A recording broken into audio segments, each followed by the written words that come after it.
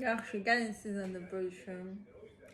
Əslində bunu demək istəmirdim, çünki bu səhifəni işlədəndən bəri bir neçə dəfə başıma gəlmişdi.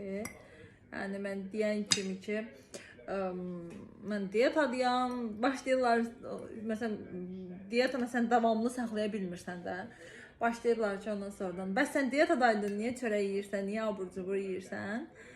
Amma bu dəfə elə deyil, bu dəfə məsələ başqadır. Mən gəlin sizə ətraflı danışım. Boş itdə. Gəldim. Deməli, məsələ nədir? Məsələ odur ki,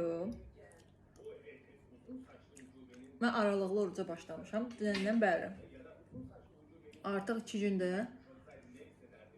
Və kim aralıqlı oruc edibsə, ilk günlərin necə çətin olduğunu çox yaxşı bilir.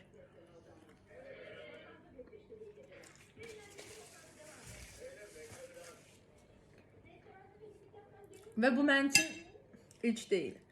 20-ci ildə mən aralıqlı orucla, gündəlik 10.000 addımla demək olar ki, 100 kilodan 76-ya düşmüşdüm.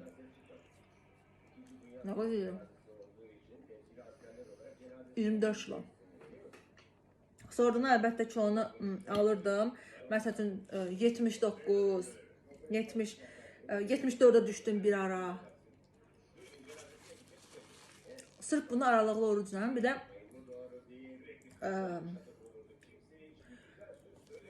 gündəlik yürüyüşlə.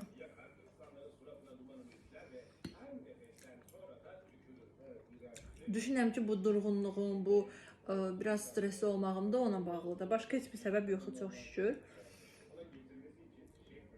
Mən öz sistemimi deyim sizə, mən necə eləyirəm. Nəysə də bunu qoyub onu keçsin. 3 il mən 23-cü ilə qədər 70'lerde gəzdim. 74 oldum, sonra 77, 78, 79 özümü çox qəşəng qoruyurdum. Necə qoruyurdum? Çörək və abur-cubur qəti yemirdim. Qəti. Mənim sistemin necədir də? 12-də yeyirəm, günorta. Bir də axşam saat 6-ya qədər bitirirəm. 6-da sonuncu yemək, arada ki meyvə zat nə istəyirəm yeyirəm. Qəti formada şirniyyat yox, abur-cubur yox və çörək yox. Bir də həftədə 3 dəfə zala gedirəm.